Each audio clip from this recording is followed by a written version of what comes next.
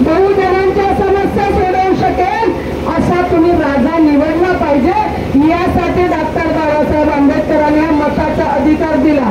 आता त्यांना जर मताचाच अधिकार द्यायचा होता तर एका जातीला दिला असता, पण हा विचार केला तर डॉक्टर बाबासाहेबांनी नाही.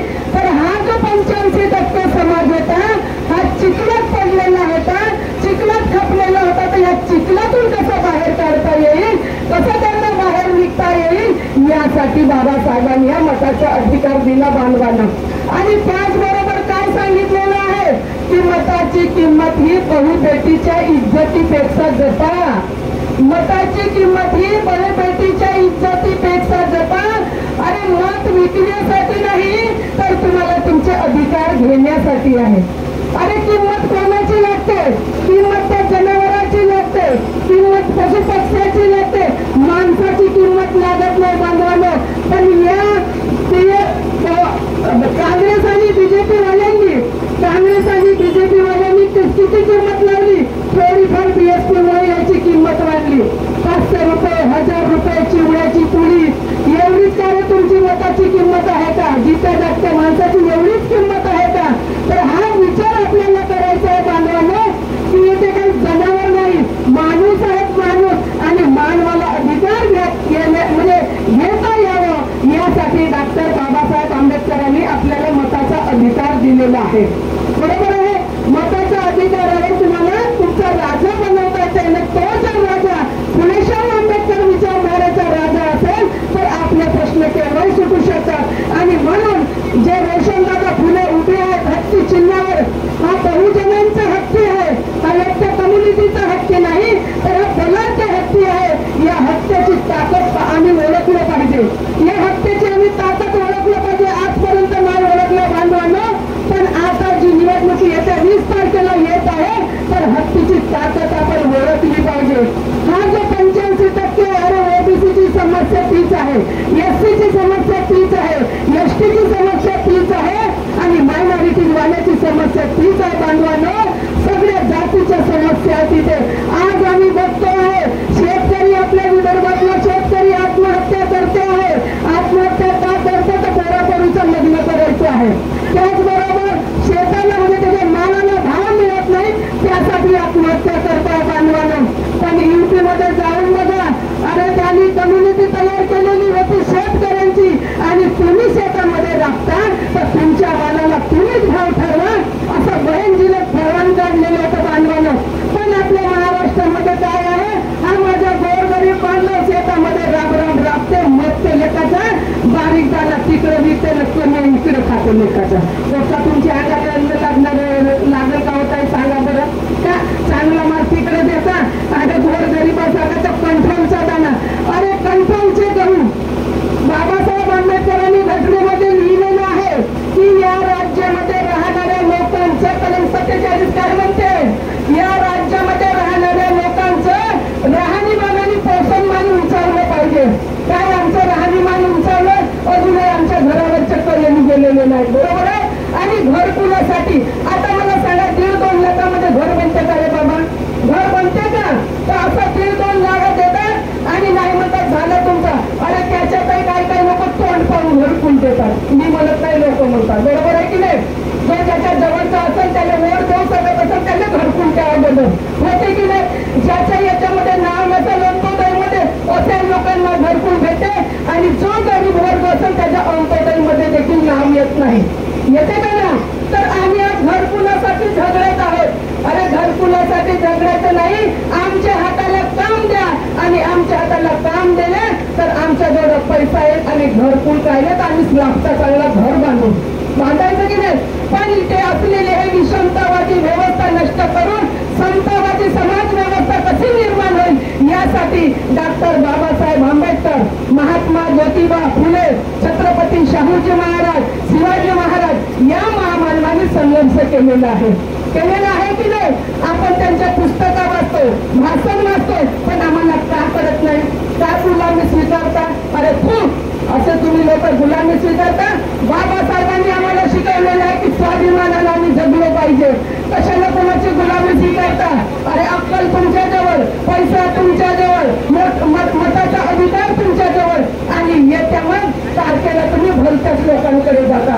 मागे लोकसभेमध्ये असं झालं, आम्हाला भूलतापा दिलं, एसटी लोकांना भूलतापा दिलं. संविधान वाचवायचं असेल तर काँग्रेसला वोट करा, संविधान वाचवायचं असेल तर काँग्रेसला वोट करा. हा माझी भोरी बाबरी जनता आहे. आता जाऊ द्या, माझेच लोक इथे आहेत सगळे, नेते तेली कुंभी एसटी कोणत्याही जातीचे असत, पण माझेच बांधव आहेत, माझ्याच महिला भगिनी आहेत. आज आम्ही त्यांना काय केलं तर संविधान वाचवायचं आहे म्हणून त्या प्रशांत कोडोरेला वोटिंग केलं व त्याला निवडून आणलं की नाही. अरे पण बाबासाहेब बोलले होते ना, बाबासाहेब बोलले होते की काँग्रेसने मला पदोपदी त्रास दिलेला आहे, काँग्रेसने मला पदोपदी त्रास दिलेला आहे. त्या जळत्या घरामध्ये तुम्ही जाऊ नका, त्या जळत्या घरात जाऊ नका आणि 4 आण्याचे सदस्य बनू नका. रामटेकेताई 4 आणे चालत होते की नाही तेव्हा सांगा.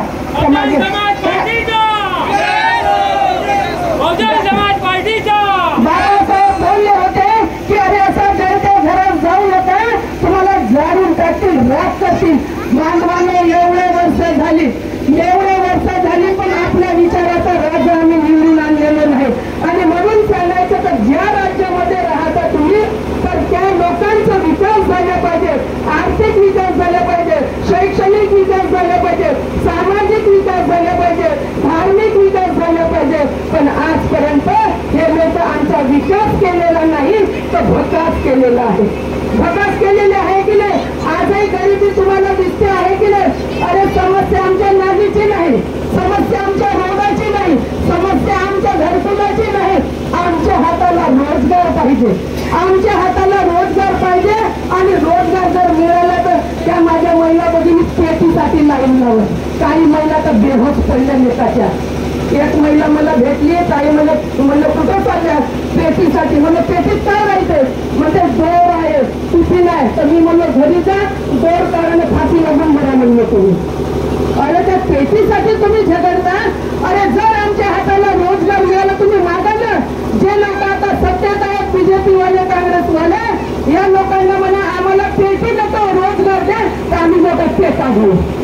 पेटा घेऊन की नाही आमच्याकडे काय सांगा, पेटा घेऊन की नाही.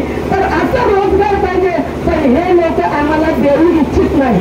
अरे सचिवालयात यांचे लोक, मंत्रालयात यांचे लोक, ते ठरवतात की किती द्यायचं, कसं द्यायचं, द्यायचं की नाही द्यायचं, काय द्यायचं हे ते ठरवतात. आणि आज आमचे बांधव 2 रुपये किलोचे गहू आणि 3 रुपये किलोच्या तांदळासाठी झगडे तर हातात कंट्रोलमध्ये जाऊन लाईन लावतात की नाही. अरे जे अमेरिकेचे दुकान जे गहू खात नाही ते गहू तुम्हाला चालतात. अरे आमची एवढी लायकी बनवा, एवढी लायकी बनवा तर आम्ही 40 रुपये किलोचे गहू खाल्ले पाहिजे. तर त्याच्यामध्ये विटॅमिन असते, बरोबर आहे की नाही. ज्यामध्ये विटॅमिन असते ते देत नाही आणि 2 रुपये किलोच्या गव्हासाठी झगडत असतं की जे अमेरिकेचे दुकान खात नाही, बरोबर आहे. आज तुमच्या गावामध्ये कोंबडा घ्यायला गेला तर 600 रुपये किलोचा कोंबडा आहे. जास्त काय, बरोबर आहे की नाही. त्या एखाद्या दुसऱ्याची तरी किंमत आहे, पण तुमची आमची किंमत यांनी काय लावलं 500, 1000 आणि त्याच्यामध्ये तुम्ही तुमचं वोट विकता. मी म्हणेन मला तुम्ही डॉक्टर बाबासाहेब आंबेडकरांनी म्हटलेलं आहे की स्वाभिमानाला जगा.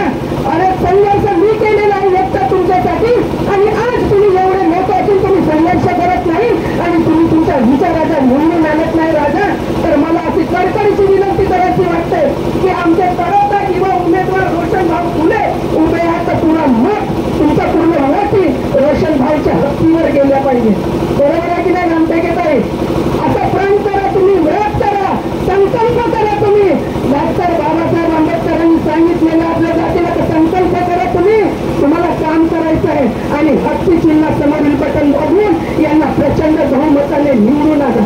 आज आम्ही जेव्हा आरक्षण म्हणतात, अरे आपलं आरक्षण खतम केलेलं आहे या लोकांनी. उद्या काय मिळणार. आज आमच्या पोरं प्रायमरी शाळेमध्ये जायचे. माझा भाऊ जे सायंटिस्ट झाला, दिल्लीला नोकरीला प्रायमरी शाळेतून शिकलेला आहे, पालनपूरमध्ये शिकला 11वी 12वी. तर आज 62,000 शाळा या लोकांनी बंद केलेल्या आहेत. आज आरक्षण म्हणजे काय तर समानतेच्या बरोबर यायला पाहिजे. एक वर्ग वर जातो आणि एक वर्ग खाली येतो. काय आम्हाला थोडं वाटायला पाहिजे की नाही असं काय होते, ही विषमता काय येते. पण हे बीजेपी आणि काँग्रेसवाल्यांनी तयार केलेली आहे, निर्माण केलेली आहे. म्हणून काँग्रेस आपला नाही आणि आणि बीजेपी देखील आपलं नाही आणि शिवसेना देखील आपलं नाही. आणि म्हणून बहुजन समाज पार्टीचं हत्ती घेऊन आलेले रोशनभाऊ फुले, इमानदारीने तुम्ही यांना वोट करा. रोशनभाऊला फक्त थोड्या मताची ऊट आहे. जसं काँग्रेसचं लोकसभेमध्ये निवडून आलेलं पण एसटीच्या मतावर निवडून आलेलं आहे. त्याच्या जातीच्या नाही तर एसटीच्या संविधान बचाव संविधान बचाव. अरे एवढे वर्ष होऊन गेले तर या लोकांनी कोणतं संविधान आमच्यासाठी लागू केलं?